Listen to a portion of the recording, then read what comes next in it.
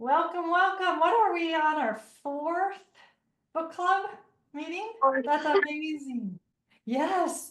Thank you so much, Penny. This has been so amazing. And there's so many people in the community that are also watching the replays and benefiting from them and commenting. And I just want to remind everyone before Penny gets started that the Padlet is in the Teachers Need Teachers School. Okay, so click on that post, go into the Padlet, and I just have categories. I have first questions you have for Trevor, and Penny and I will kind of curate those.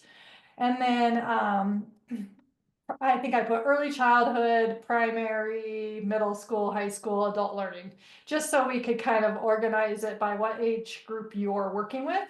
But share your classroom if you can. If you put, smiley faces over faces, or take pictures of the backs, or just the questioning routine themselves. However you want to share your information and what makes sense for you and your school.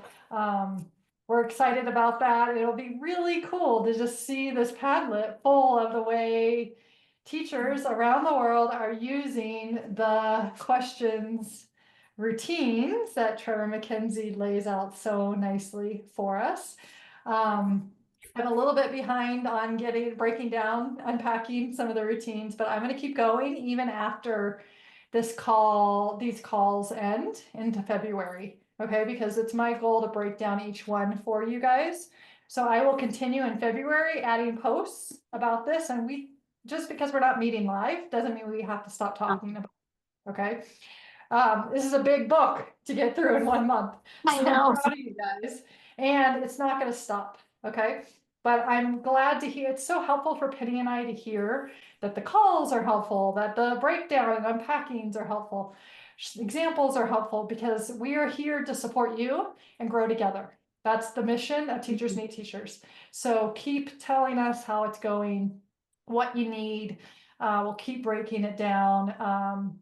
Because we're all in this together, and it's rewarding for us as educators to use these routines with our students and see their growth and the magic that they bring about in our classrooms. So really proud of you. Keep going, keep watching the videos, keep working on the routines in your classroom. Okay. Okay, I'm going to start a little differently this time, not because I'm on my telephone and not on my laptop, but because I want to pinpoint something at the beginning. Okay, I was in a Kath Murdoch workshop this week, and something was mentioned that connects with our book study.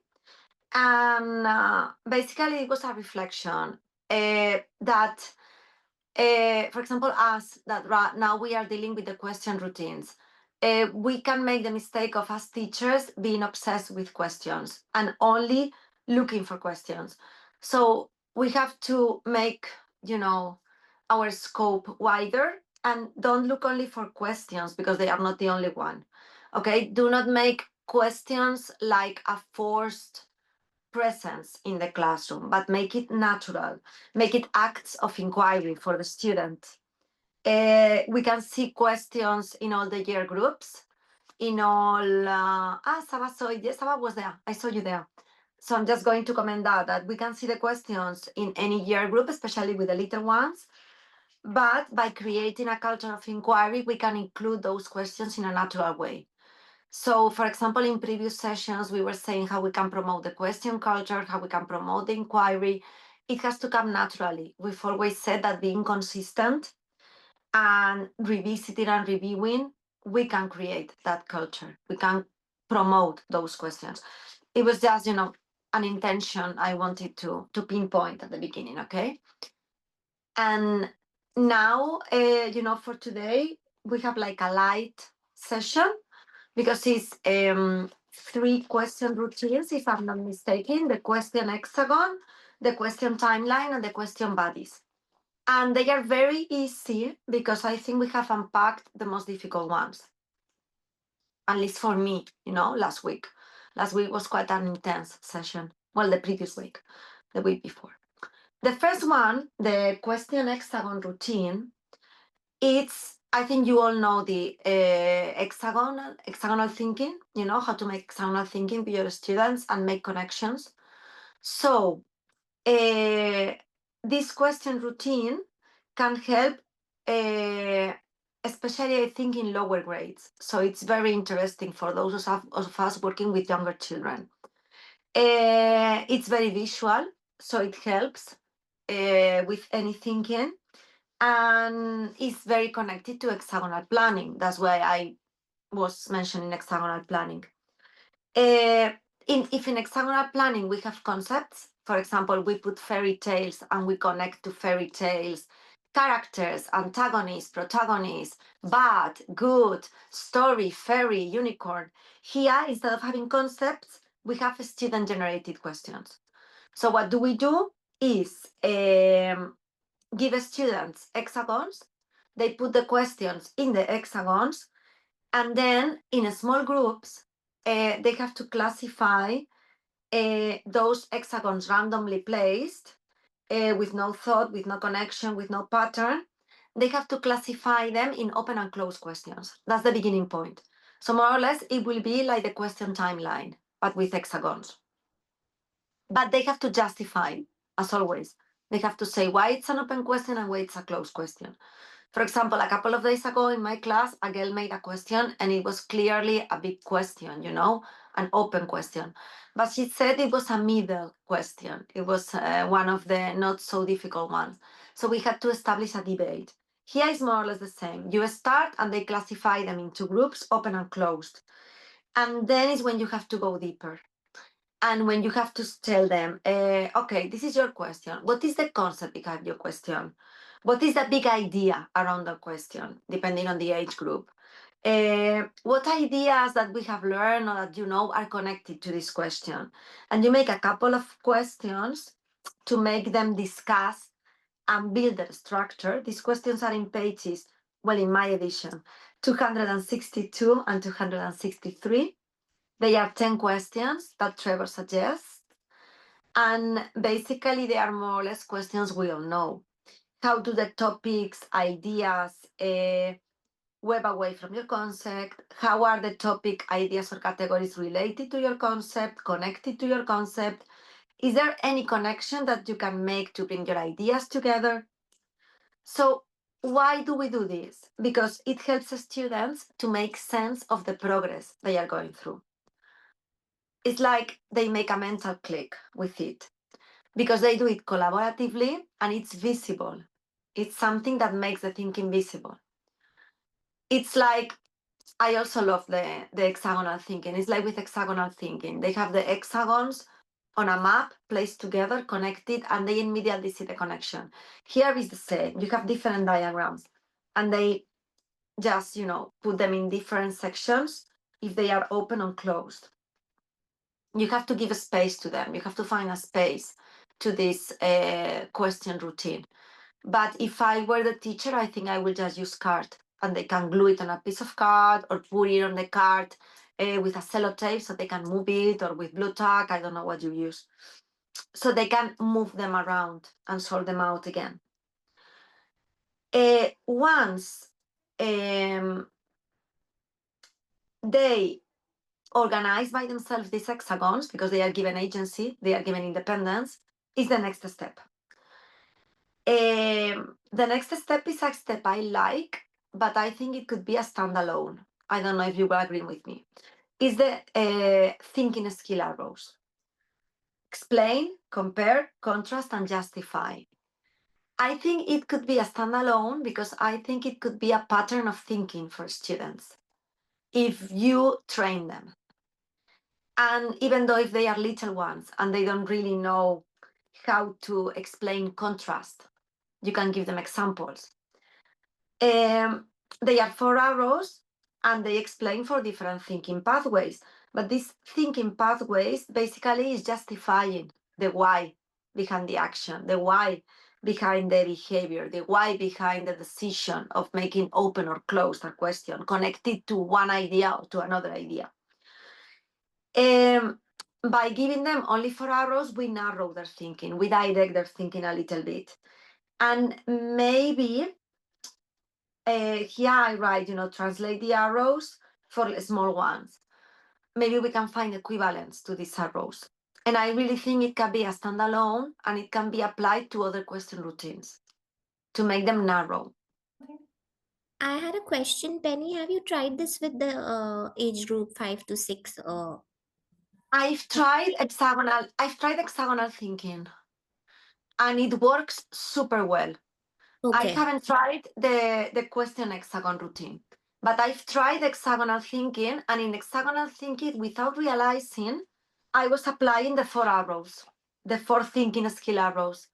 That's why it came to my mind when I was reading this routine that the arrows could be a standalone to narrow any visible thinking routine and to make students aware that they have to explain, that they have to compare, that they have to contrast information or ideas and see if they are valid or if they are big or small, as I say, or if they are right for the central idea or maybe they belong to another context. And they have to justify why they have put, for example, a concept related to another concept in hexagonal thinking or in other visible thinking routine. I use hexagonal thinking as a visible thinking routine with my 6-year-olds in our last unit of inquiry when they are almost finishing the year because they are ready. Okay, it's one of the last ones I use. I use the Y chart and the hexagonal thinking because they are ready. But if Sibyl wants, we can organize like a connection or a workshop, and I can explain the adaptations I've made of visible thinking routines. I don't mind. Okay. Yeah, and I would say like using this language, explain, compare and contrast and justify with your littles earlier. So when you're doing some of the other questioning routines, can you explain why you put that question on closed? Or can you explain the concept behind that question? Right? So then when you're now categorizing or thinking, having them explain here, it's a bit not all brand new. Like Penny said, you could do it totally separate, or you could also integrate it kind of across the routines just by using the language with your kids. And then compare and contrast, you can kind of group with the littles. Mm. So, explain to them that comparing is maybe finding something that's the same about them, and contrasting is finding something that's different about them, right? Rather than worrying like some of your high flyers would get the one or the other, but it can also kind of be put together. And then justify, you're going to use all of these routines too. Justify why that you put that question as a high interest in the quadrant one. Justify why.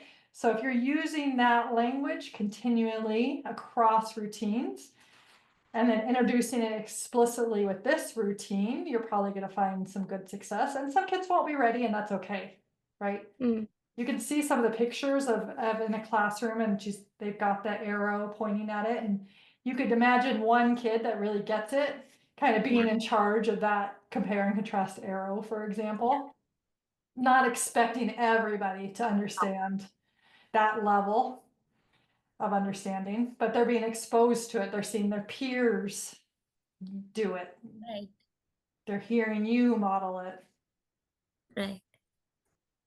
And also here, you can also use visuals. You can try, I mean, I don't know, crazy ideas come to my mind like at 5 in the morning and I have like a revelation and maybe I can put compare and contrast as Sibyl said together and I can find a drawing that they can identify with compare and contrast, and you can use a visual and they will identify the arrow with the visual and with the concept of comparing and contrasting.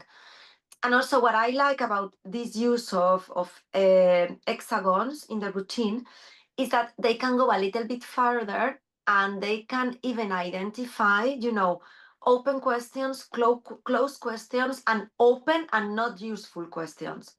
They make that division of, okay, we have these open questions that are not useful, but we put them there because we have the question routine. And they also have 2 routines combined in one of the photos. They have open and closed questions with posits, and then on the other side, they have a big piece of card with the thinking hexagons, the question hexagons routine, which is basically hexagonal thinking. It's the same, just to promote questions, just focus on promoting questions. And for Yeah, and the visual behind it being a hexagon, it's natural to them. It's a puzzle. This side fits on that side because love you it. could use the puzzle analogy. You could have two puzzle pieces that have to fit together. I'm going to justify why I put this piece next to that piece of the puzzle because the concept was the same in both of those. Right, so they see the edges and they see how it fits together as a puzzle, so that really helps them make those connections much more naturally. Right. Mhm. And also, if you take a look at the end of the question hexagons routine, you have like little bubbles, little speech bubbles as an example. They recommend you to create your own dialogue prompts to scaffold for your learners during the question hexagon routine. You can download a PDF of the. Oh, of like the, this? yeah, no, the last one. This. Uy. Mm, mm, no, you cannot see because my background is blurred. It's in page Oh, this? 296. That. That I like, but in my class I have it empty. It's white and laminated, and it's on a piece of with a stick. So they can use the dialogue bubbles or the thinking bubbles, as we call them, when they want to say something about a question or to say something about a concept or to say something about a connection. But as mine cannot read very well, they are starting to read, but they cannot read those sentences like these questions are connected because, and I explain, or an argument I can make for this connection is justify, and I justify. They use the why, the what, the how of the pencil question routine, of the question pencil. So they use that, or they just say what they want, but they have the speech bubble with them. So we have a couple of speech bubbles on the learning wall, and when they want to say something really interesting, they go get one and they, put it on their heads or. So I've created those dialogue prompts, like the book says, but mine are white, laminated so they last, but white. And children, when they feel they have something interesting, they just interact.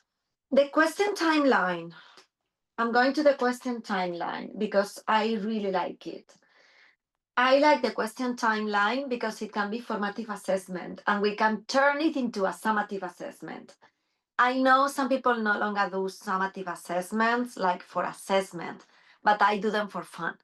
In my units of inquiry, we have summative assessments because I like them to work in a group and then to present their work to their peers and to feel, important and everything. So I have summative assessments. And I like this one because we can turn it into a summative assessment if they go over the questions at the end of inquiry together. Okay, first, I will unpack, how I see it. When I will do this one, because I haven't done this one yet, I'm going to choose the option Trevor presents of using clothespins and hanging the questions from a piece of thread or from something I will put in my class. I don't know what I will do, but I will do something that probably will make the cleaning ladies crazy or someone coming into my class crazy because there will be things hanging from the ceiling. But I will do that with clothespins so they can see them all the time because they will support thinking in the classroom. They will see their questions. They will talk about their thinking. They will want to have questions hanging there. Because when you put posits on the pyramid or on the triangle, it's okay, they have their posits there. But what about if we hang them with color paper from a clothespin with their name on it and everybody knows, I don't know, that Anne or that Mark or that Alex have a question there. They will talk and review the questions. So the question timeline makes changes visible. That's the thing. Because one question from the beginning of the unit maybe won't be the same at the end of the unit, but you will keep it there. So a summative assessment can be reviewing all the questions since the very beginning. So they will see the change. The change will be visible. It will make the perfect circle. The circle of Kath Murdoch's inquiry cycle. We will have that circle with those with those questions. That's what I like about it. And also they can reflect, they can go back, they can generate new ones. The questions change, the questions evolve, like our unit. So the questions will be part of the class routine, which is something they say here, that as we need questions, we can have like an assembly every day just for reviewing the timeline, just for going through the thread with the pins and reviewing the questions. And maybe you will generate new ones. The things that you have to make clear, for example, for yourself and for your students, if you want to unpin, to just unhang the ones that are obvious, or you want to keep them there. In my case, I will keep everything there. So at the end of the unit, they see the progress. That's why I said you can make people crazy, because imagine it will look like a party or like a festival with threads and threads of questions hanging. It will be amazing. It will be lovely with lots of colors. I can see it. Also, it tells a story of the learning. We always want to document learning. So that way we can document learning. You can even keep the questions and put them in the students' portfolios if you want. And that's a record of their thinking, a record of their growth. You have questions from the early stages, questions from the middle, and questions from the end. So if you are consistent, if you use maybe card instead of paper, so it won't fly, it won't break, you can keep those questions those 6 weeks of the unit. I'm just thinking about my children because my post-its fall, break. So card might be better if we want to hang things, okay? I'm just thinking about a teacher, like a teacher. And when you do the assembly, you can combine it with a visible thinking routine. Okay, what do you notice about our timeline? What's different from last week? What do you think we can change? What do you wonder? What do you think will happen? Do you see any question that we can make bigger, maybe? Do you see any question that we have already answered? Let's review. And it can be like a constant feedback and feed forward for your unit. I don't know, maybe I was too optimistic when I read this, but I was really, I think this is going to be my focus for next year, the question timeline. Yeah, I've said all the powerful opportunities that has for me. It makes thinking visible, promotes abstract ideas, concepts, connections, of course, because they can also connect to the previous learning and to the beginning of the unit. They talk about the learning if you are consistent and have assemblies. Maybe you cannot have assemblies every day, but maybe on a Friday afternoon that they are tired, they don't want to work, or their mind is just, too tired, poor things. Maybe it's a good moment to do it. And it will be like a brain break for them to sit down on the floor with you or on mats, whatever you have, and go over the thinking. And then they go home. And it's a nice activity. Then here it says that an extension activity can be call students to plug questions from the string to use together as summative assessment, task, and conversation. I don't know if I will do that, or I will just go over all the questions as a group. Or maybe if there are questions that are too difficult, I will just make like a raffle, and some people will win the difficult questions and take them home to bring the answer, as we said in other routines. So it will be like a homework, but meaningful homework, because they will be really proud on Monday when they come back and present their answers to the class. So it can also be a celebration of learning for them. They can share their learning with their peers. They can share their learning on a display in the corridor with other year groups, and it will promote giving them agency and voice as well, as always. And I think that's my fun moment of question timeline. I think that's it, because then I've seen lots of examples, the examples from the teachers, and more or less is what I will do. Basically having things hanging, photos, objects, basically the class will be full, because if they can bring the answer and they want to put the answer there, obviously you cannot hang the answer. So the nicest thing will be to have your inquiry corner with all the materials and things you're going through the unit, and then the clothespin near. So they have the questions and the inquiry corner all together, just for them to investigate and to have the freedom of going there and looking at the questions and maybe having a little whiteboard to write down the reflections. And then you can give them a paper. Mine are starting to write. They write in their own way. Sometimes it's difficult to understand because they write phonetically, but they are starting to write. So those reflections are also assessment for you and are also documenting learning. You're giving them the option to show what they know. So I think that the question timeline is very good for early years as well. Yeah, I completely agree. And I love it's almost like putting questioning on a pedestal, right? Whatever we put in our classroom is what we value, right?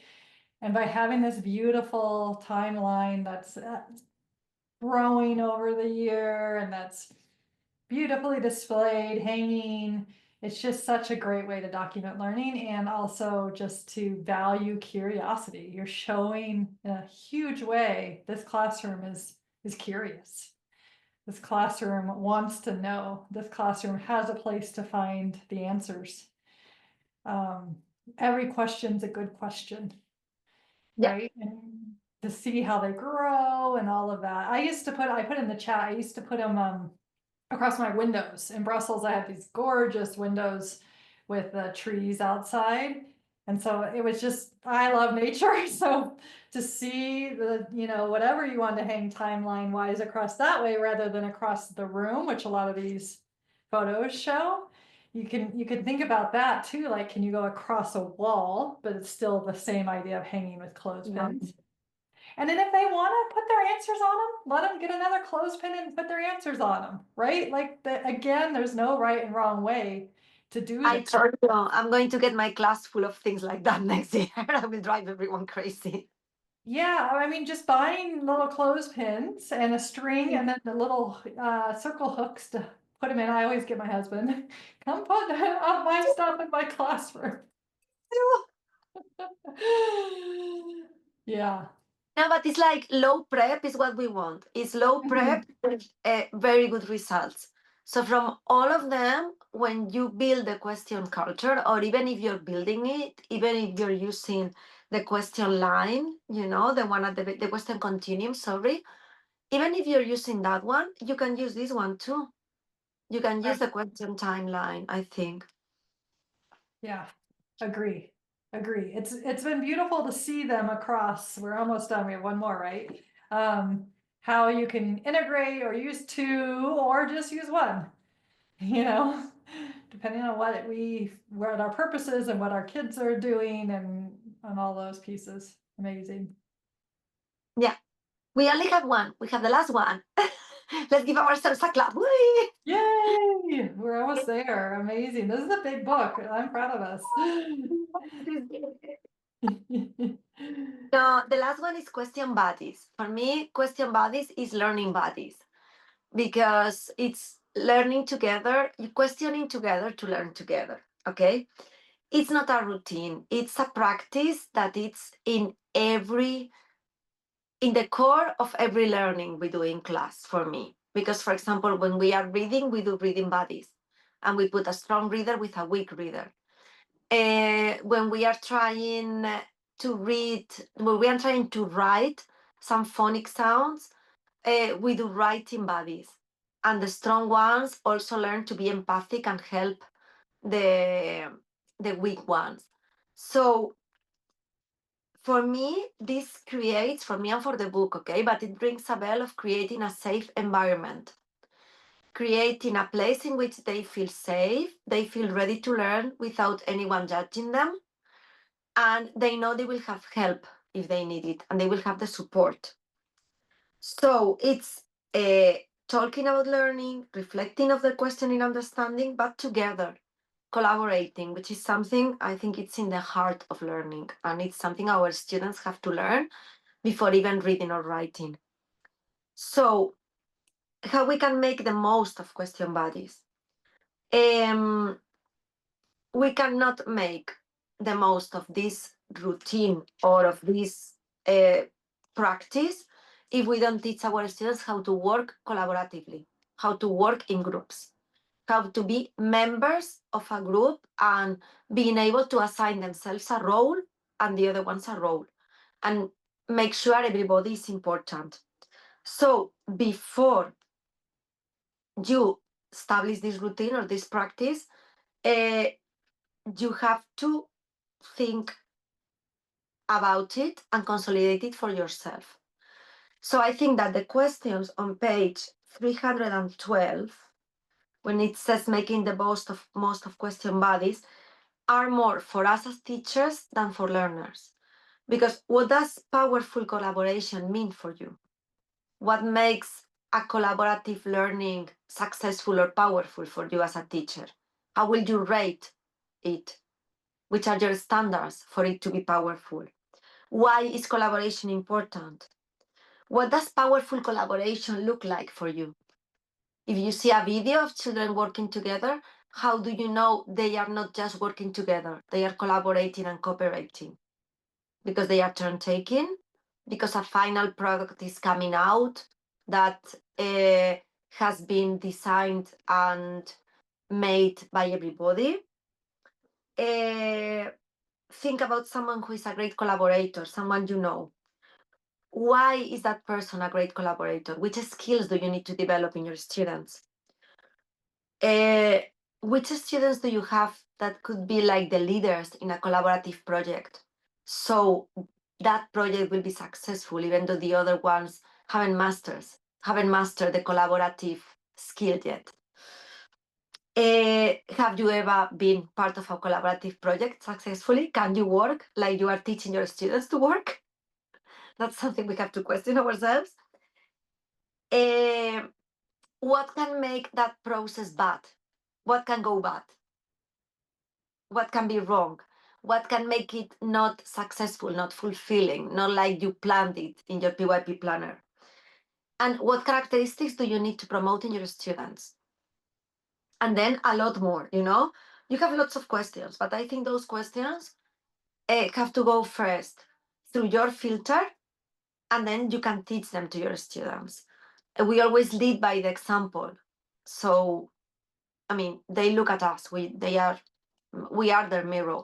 So we have to look at these questions and just think carefully about them before we throw ourselves into question bodies.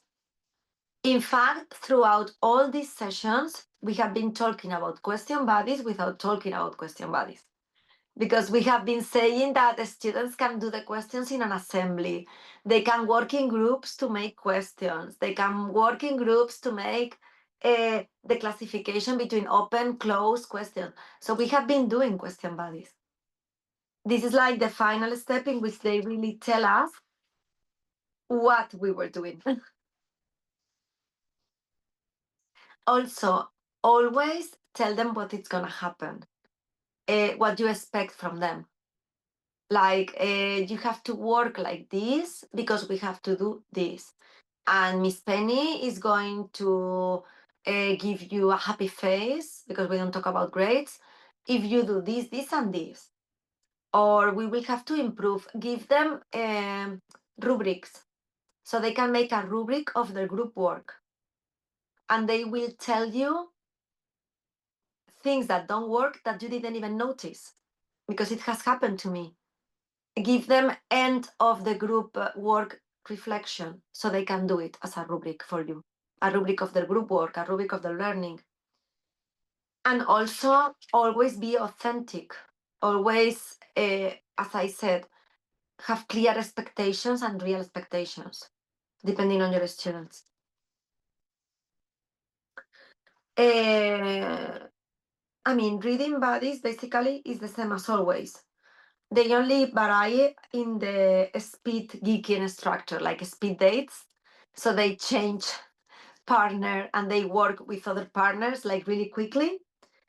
They create a circle, they can sit across from one another and they are like changing and rotating and collaborating with new friends all the time. For me, that can happen after they are really well trained. so they then can work with everybody. Because if a weak student is thrown into the speed geeking experience before he has the vocabulary, as we told about the word bank before, he has the confidence, he has like a bank of questions in his head, he won't be able to interact and he will be blocked. So I think that this will come after training, like other routines we had gone through, especially with children with special needs. We have to take that into account as well.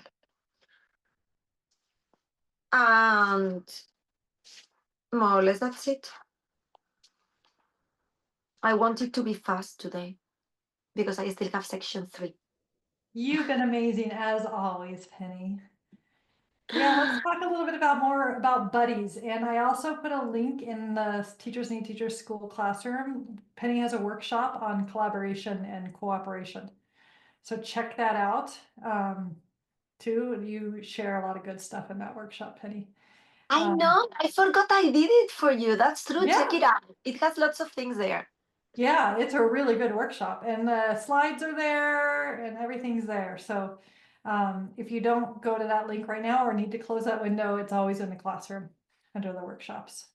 Okay. And you can just ask for any of the materials there, okay? Because I have them. I can send them to you if anyone needs them, okay? Sybil, is this the correct link? Oh, did I not get the correct link? Let me see. It's taking back to the book club. When I click on it, I get to cooperative learning with Penny. I No. managed to open it to the correct link too. Like it takes you to the cooperative learning link. Why is it taking me to the book club? I don't know, that's strange. It's very strange, yeah. If you go, so this is the link it should take you to, Yeah, that's me.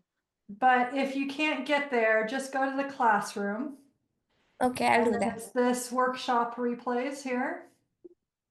And it's the first one there. I'll go to the classroom and I'll do Yeah. it. Go to the Okay. classroom and get there that way. So it's this workshop replays. Okay. Yeah, I completely forgot. That's so funny. I was mentioning it and I completely forgot. Yeah, when you were talking about it, I was like, oh, I've got to make sure people know that that's in there. It's Friday, okay? My brain is completely erased. I only have this in my head and my weekend. I don't have anything else. I also wrote one thing I did as a teacher too is I would have buddies, 2 people together, and then they would turn into a club and grab another partnership. And so that way everybody got a little bit of talking time or sharing time with just one other person. And then all of a sudden we went to 4 people. So if not everybody got to share as much once it was 4 people, it wasn't as big of a deal. But some kids are much more likely to share when it's just a buddy. But then there's the benefits of a club or a group, however you want to say it, of 4 people.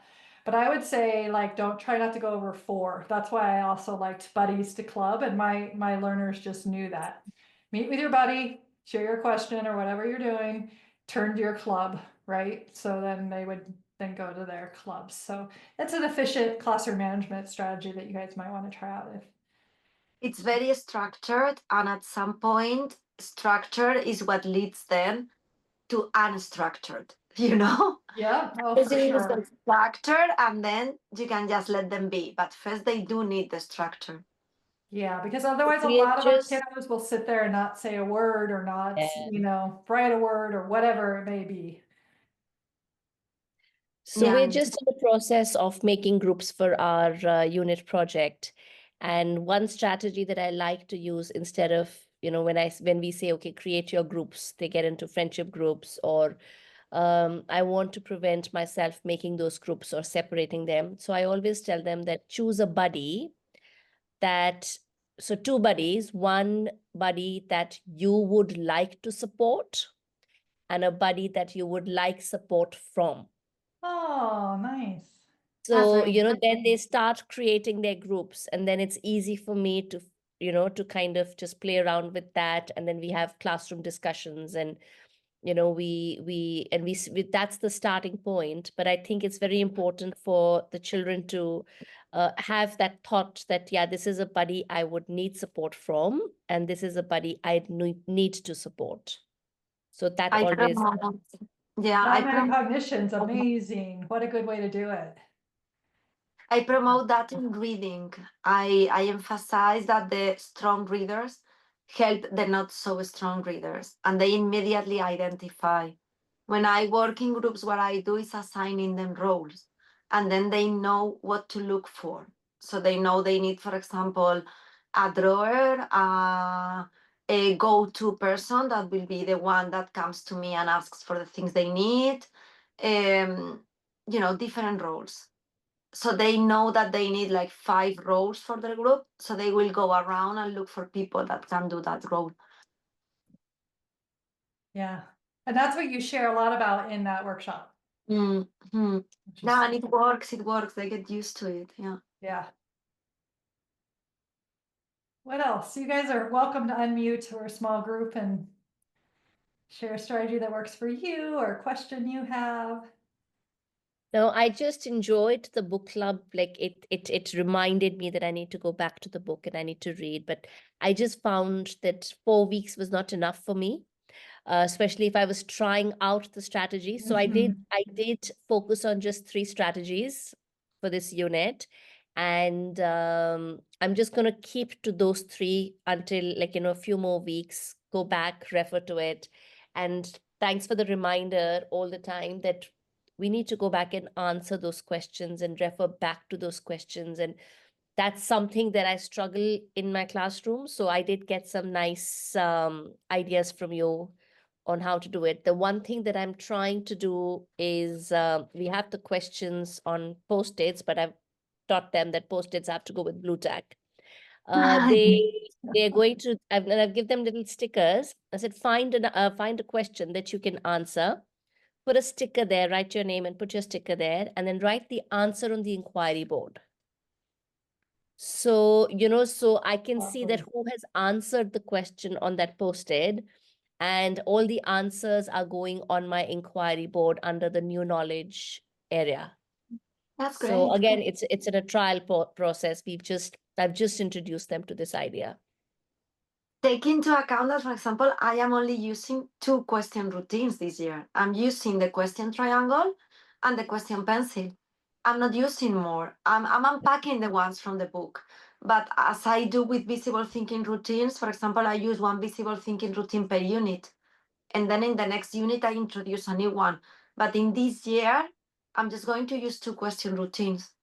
And maybe next year, I will use the timeline and the triangle, or the timeline and the pencil. But, well, yours are 9, mine are 6, imagine. So I think that all these question routines are here just for us to choose what suits us better. It's nice to see all of them because they are connected, and using one, we are using many of them. There's also lots of background information we can apply in other areas, not only in questions. But basically, 3 is more than enough, and you can just continue all year and they will master those. Yeah, I So completely it agree. was interesting. I definitely agree that we should just focus on a few. And of course, your kids are much younger. But for the first 2 units, I've only used the question pencil. And it's only this unit I included the continuum, and it worked. It blended very well with my unit because we're doing animal classifications. So after doing open and closed questions and we did classification, I said, well, only closed questions, only yes and no questions. So I was able to take it back to the continuum. And then even when we were doing the question sorting, our theme is how we organize ourselves. So it helped me take them back to that main idea that, see, this is another way we are organizing our information, we are organizing our thoughts. So it was good for me to make those connections, and I'm hoping that I can just continue and put them somewhere in display and remind them all the time that, yeah, this is how we made the connections. That's great. Amazing, amazing. And I mentioned this earlier on the call. We're going to keep the conversation going next month. We're going to keep, adding to the Padlet. I'm going to keep unpacking because I haven't gotten to unpack them all. for it. Say it again, Penny? Yeah, let's continue. I'm Yeah, up to it. yeah. I will continue commenting as well, yeah? yeah, because it is a huge amount of content that we got through in a very short time. And we do have our celebration next week too. So next week we can, share more examples and just have an informal conversation and kind of celebrate all that we've done. But I just wanted to make sure that everybody knows, watching the recording live, we're not done yet, even though we're gonna just stop with the live calls. But if there's like a lot of you have joined Teachers Need Teachers that have the same interests. We can make Teachers Need Teachers whatever works for you guys. We can put on a call once a month, or, let's make this work for you guys and continue this conversation in whatever way. And then that Padlet, Trevor loves to share what Penny and I share on LinkedIn because he's an author. I'm an author. I get it. Like you have to overshare how people are using your routines. It's just the only way. It feels like oversharing, but it's the only way to get your book and your concepts and your workshops and all that out there, right? So we can continue like with the Padlet and all of those things because it's going to benefit all of you. It's going to benefit Trevor that we're reading his book and sharing his ideas. It's going to benefit, all of us. So I just wanted to throw that out there too. Like, let's keep the conversation going because this is amazing. And these are, like you said, maybe I'm doing 3 this year. Maybe I'm, also going to try next new ones next year and in different ways. And yeah, so I also put the Project Zero link in the Yeah. chat. That's Been what thinking Penny so. was mentioning, the thinking routines. And they have a hexagon routine with hexagonal thinking. It's just not questions, it's concepts or vocabulary. You could use it in so many ways, right? So that's an amazing free resource as well. Use that with What I all. like about the website is that they have a search option. You can actually select, so if you're doing a language, you're looking for a language thinking routine or something to use with story writing or something, there's a search option there, and you can Yeah. just put whatever you need, and it'll just give you those, because there's so many thinking routines out there. It's quite overwhelming if you're starting with it. Yes. I love that search option. I love Yeah. that too. You want to look at data. That's an adult version, but I would always be like, what do I do for data thinking routine? I put in data Yeah. and it shows you all the ones that are good for adult learning and data, right? Or whatever it is. Good point, Copal. Thank you. Yeah, and they are also really nice because I did a workshop on visible thinking routines, and I had to ask the permission, of course, because it was adaptations for bilingual children or early years children from their visible thinking routines. And they immediately said yes, because the schemes they have and everything they have is like not very child friendly. So I was having my own adaptations of the one I was trying in my lessons. And they were like, Trevor, they immediately said yes, they helped. So if you have any doubts, I'm sure they will help as well. And the books are amazing. The making thinking visible and the power of making thinking visible, those books are great to read. Also like this, not easy reading. Even bigger than this. Yeah, but they are like Bibles. They are amazing. Then from there you can get ideas and adapt visible thinking routines for your classes.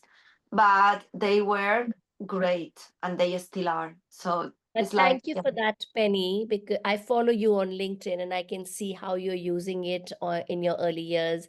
And I'm always sharing it with my colleagues and showing them that look, because when you look at the website, it's Mm. quite overwhelming. And I was an early years teacher all through. It's the first time I've moved to Key Stage 2. And I always used to tell them that, look, it is possible to bring it down to that level. You just have to model it and you have to do it. So thank you for those examples that you keep posting. They're really helpful. Because people don't believe the little ones can do it, Yeah. and they can do it if you present it in the right way. They are more than capable, but you have to find a way to do it. You have to find a trick and how to make them do what they know, because they know it already. It's just that you want them to present it to you. But yeah, it can be done. It's very easy if you start thinking like them. You have to think like a 6-year-old. You That's do. it. You have to think like them and you have to try this stuff out for yourself too, right? Yeah. Yeah. Oh my gosh, it's been so great. It's been great, and we still have the celebration of learning, Yep. which will be 15, chapter 15, curiosity and Yes. powerful inquiry classrooms, because that's very easy. That's just a poster. It's a sketch note from the one Trevor has. And it's just, telling us that we are powerful, that we are, powerful inquiry classrooms require powerful inquiry teachers. And that's what we are. We have to believe we are powerful. We do. Love that. Yep. So we're back to our regular time next week, Wednesday. Yes. Yes. I'm sorry, but back to 7. Yeah, sorry, that's a bit too late for me to join. Do you But I want do. us to do it next Friday as well at 6? I don't mind. Okay. If people are okay with the change, I don't know if Civil wants to make like a poll and they choose in between Wednesday or Friday. I could do that. Let me check my schedule I before I don't commit to mind. anything. I'm flexible. Next week I'm flexible. Wednesday and Friday. Friday I only have to relax. That's the only thing I have to do. And this is quite relaxing for me, chatting with you. So So just remind me, next week we are talking about the last bit, the inquiry bit. it's chapter 15, which is the inquiry teacher, the characteristics of an inquiry teacher. But I'm going to post in Teachers Need Teachers, I think that in a couple of minutes, a sketch note, a poster that sums up that chapter. Basically, we are That's going brilliant. to say what we need to be good inquiry teachers and to put into practice the question routines. Which mindset do we have to acquire?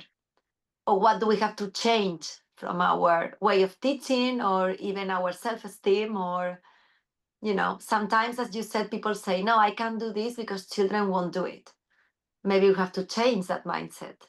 Or I cannot do this because children won't learn. Maybe we have to change that. So there will be a celebration of learning, as Civil said. We can share everything we have done. We can share the takeaways from the book club.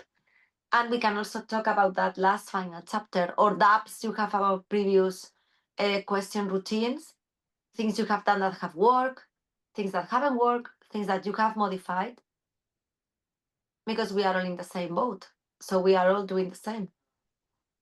Yes, and for me, since I belong to a school who's new for IB, so the inquiry practice, inquiry-based teaching and learning practices are something that we all are actually collaboratively learning. So when we are designing our unit plan and the learning engagements, there are times when we literally think we planned something, we didn't work out at all. So maybe if any one of you, maybe all of you can guide us about that as well. That what sort of learning engagements, because there are times when we end up and we see that there wasn't much to inquire. It was more of a hands-on learning experience. For example, we are doing the transformation of materials this week and we planned this cooking together just to let them know how materials transform with the exposure of heat or the chemical components. I baked with them in the mess. We have a mess there. But at the end of that learning engagement, what I noticed was that instead of being inquisitive, they were more into the whole process that okay, now we are doing this. They got super excited. They're grade 1 students.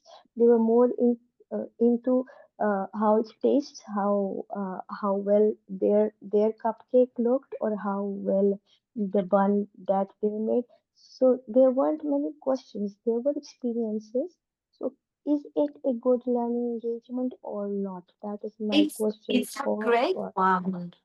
It's a great Mhm. one. It's what I said at the beginning. That was one of my takeaways from the webinar with Kath Murdoch last Wednesday. Because if we focus on the questions and we only want questions, maybe we are missing the process. We are missing that curiosity. So it must Exactly. be both. Questions are there to promote curiosity. If we don't get questions, we can throw a couple of questions. We can be guides and facilitators. Our role can be guide and facilitator. We can change role depending on what children need.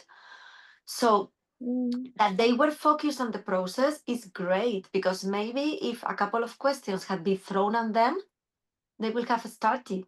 Yeah, I did that. I did that. I But asked they them, okay, in the already had beginning, the process, so it's great. yes, They I had the asked them, interest. it was the brownie batter was liquid. How do you think it turned into something semi-solid? And the buns were tiny, how they rose to be bigger. So some of them, yes, because we added baking soda, baking powder, but it was coming from a very limited group. That is another thing where I'm struggling. There is a group of three or four. I'm sorry, I'm extending the conversation. I know it's late for many of you, but these are the places where we actually, I believe, being a teacher, there is a group of three in my class. Despite multiple support, despite me giving them clues for the questions, we are at the fourth unit now. Our session started back in August. They are not in a mood or in I believe at times, seriously, I am of a mindset who thinks that learners are capable of doing anything, but with those three, I literally at times believe that they don't get the idea of being inquisitive. So I always have to give them clues. I always have to give them, people at my place are getting disturbed and telling me to close your door. Okay. So is it okay to support them with the questions? Because once I utter a question um, with 15 grade 1 kids around me, many of them stick to that particular question. They just tweak it a bit. They don't come up with their own. So how to go by that? How to change that? There are few who try to come up with the most unique questions, but there is a group who will say, "Ma'am asked this, so let's ask this." That's my question. Is there any strategy Have you mixed to them with the encourage? ones that make questions? Have you mixed those Mm-hmm. students with the ones that make the good questions or the unique Yes, questions, and they yes, still yes, are not yes. motivated? No, there is Mm. a group. There are three. Literally, I actually am concerned about them because they But hardly ever make an effort to think on their own. They're but always do you looking think for. it's They're do you think always. it's sorry, do you think it's lack of motivation? Do you think it's lack of knowledge, vocabulary, tools, strategies, or Uh, do you think they have a learning problem or something? Actually, I have tried pairing them with the ones who can support them. I'm always telling them, you tell me, even if, because English is a second language for us. Yeah. So I tell them, you can speak in Urdu and I'll translate for you in English, or you can even write in Urdu. Or I tell them, if you don't know the spelling, you don't know how to write it, I always keep this model white boards for them. You just tell me, I'll write the word for you. I support them to my maximum. I come up with ideas. I read. I follow all of you, Trevor and all on Insta, on LinkedIn. I'm looking for suggestions. But I even was discussing this with my PYP coordinator that for those three, there are times when I feel like nothing seems to work. They are doing the visible thinking routines, but then they're following the majority groups. They're following the ones who they are getting support from, not on their own. You know Correct what me if I I'm would wrong. say? Go ahead, Gopal. No, it's so we have a classroom full of different kinds of learners. And every year I do have a class full of learners where there will be some who do not have the creativity to come up with questions. But I Yes. feel as long as they are involved in exploring the questions as a classroom or as a group, for me, that should be something I focus on more than, Mm. because now not everybody has the creativity or sometimes the confidence to ask those questions. And I think it's the exploration of those questions that we should be celebrating more. I mean, I could be wrong, but No, that's yeah. how I No, see it. you are right, but here with these 2 and 3, even the exploration is missing. They are just following the others. They're just copying the others. They are not. Yes, Sybil, please. Here's what I would say is I agree, Copal, exploration is huge and their modeling of their peers is huge. And it's probably too much for their working memory. So I heard you say English is not their first language. You said a few different things, right? So our working memory can't handle all those things. And so what I would do with those 3 little kiddos is I would put them into a small group with me. And I would do some very, very direct teaching. So this is a moment we're going to step away from inquiry and we're going to do some direct instruction on what a question looks like. And I would do 3 things. I would model. So I'm going to write a question about this picture. It's a picture of a boy and a girl playing on the playground. What are the kids doing? And I write my simple question. Second thing, let's do one together. Get your whiteboards. Let's write a question together. If they can't come up with a question, you give them the question. Okay, we're going to write this question together. When are the kids having fun or something, right? Third, you get to write your own question now. We wrote, what are they doing? Are they having fun? You write your own question, right? And then I would give them that explicit practice with you in a safe environment. And then if you can, bring those questions to the whole group too. So all of a sudden they get to share their question with their buddy. They get to put their question on the board, right? So you have really given them guided practice and explicit instruction on questioning.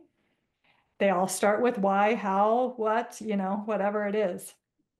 And then you get them, you bring them in and nobody knows or cares that they did that with you. But all of a sudden they are participating with their first question. Right? And they might not be able to do it that first time, but maybe the second time. But I would just really think about how can you step out as a teacher and change your role to a direct instruction about questions with these little guys and see, then you have a better picture of like what is going on here as well. Yeah. Thank you so much. I'm going to try this Monday onwards and I'll get back to you on teachers and teachers and we'll discuss inshallah next week when we come Yeah. here. Tell us how it's going. I hope it works because yes, those 3 are pinching here. I keep on thinking about them. What should I do to make them get out of And Saba says maybe one-on-one. I agree. And the other thing I forgot to say that came to mind was some kids and people are told questioning is not good. You don't question, right? Maybe they hear that you don't question an authority, but they think I don't question, right? So we don't know also around questioning as a genre, for lack of a better word. Also what's going on in their mind. Maybe my mom tells me I don't question. And so all of a sudden my teacher's telling me I question. And so we can also help kids understand at school and at home, we have different things and we are asking questions because we are curious about what the kids are doing on the playground. Yeah. Right. So also think about that and pay attention to that kind of thing. Yeah. Yeah. And Copal, I just opened up your PDF that you shared in the group. It's amazing. I'm going to look at it today and get you some feedback. Thank you for putting that together in such a beautiful way. And Thank you. It's you guys just a should check it out documentation too. She for shared myself, it. well, because I forget when I do some things. Yeah. Yeah. So check it out. Copal shared a beautiful example. I'm excited to give her some feedback. I'm looking for it. I don't find it. It's on the post called, let's see. Okay. No, don't worry. I was looking in it? the chat. I thought it was I've in the in the chat. put it on the community. Padlet. Okay, perfect. Yeah, put it in the chat. As well. And yeah, it's just I think I this is something I am going to start doing, like my teacher reflection journal. That's a target for myself this year. And I just want to document everything I do because I do things over the years and then I forget. And then when we are having these discussions, I'm like, oh yeah, I used to do that. And you just forget, So That's great. Yeah, That's great. And it's a discipline. I think it's a great goal to do that. Yeah. And guess what I just printed for myself? Oh, you're so sweet. That's the first part of my journal. Yes, so I just printed it and I'm going to start using it. So thank you for this. You're welcome. That's in the community too, you guys. Yes, that's where I got it from. Thank you. Amazing. Oh, I can't wait to hear what you think. I'm loving Thank you. it. And I I'm love the trying to example that you've put in there. It really helps. Thank you so Oh, much. good. Okay, thank you for that feedback. I'm so glad to hear that. A couple of the reviews on Amazon have said that too, like that's my teacher in me. And I just told Sadia, do an example, right? you're great. I want to send my journal to Penny as a thank you for running this amazing club, and she won't give me her address. Can you guys tell her to give me her address, please? How can you say no for this, Penny? I mean, it's a privilege to have that. Because it was just something I wanted to do. For me, this book club is a present. It cheers me up every week. And You I want know? to give you another present as a thank you. And you should No, but tell her again. honestly, this If is you a make her present for feel me. good. No, if she wants to, presents makes you feel good. Okay, So I you will should give tell her her. the address. Okay, done. Okay. Thank you, everybody. All right. Do post it on your LinkedIn once you get it and once you start writing reflections on that. Yeah. Okay. Okay. Thank you so much, everyone. Thank you, Thank everyone. you. It's been a great call. Thanks. Hopefully we'll see you. I'll put a Same poll in here. the group about next Yeah, week. I don't mind. Yeah. Okay. Friday. Okay. Great. For Perfect. me, Friday works a lot better. I'm polling right now. Friday Okay. goes for okay, dear. Okay, sounds good. Bye, all. Get some good Yes. sleep. Good Bye. night. Thanks, Penny. Thanks, Sybil. Thank you, everybody. Bye. Thank Good night. you. Bye. Bye, Sama.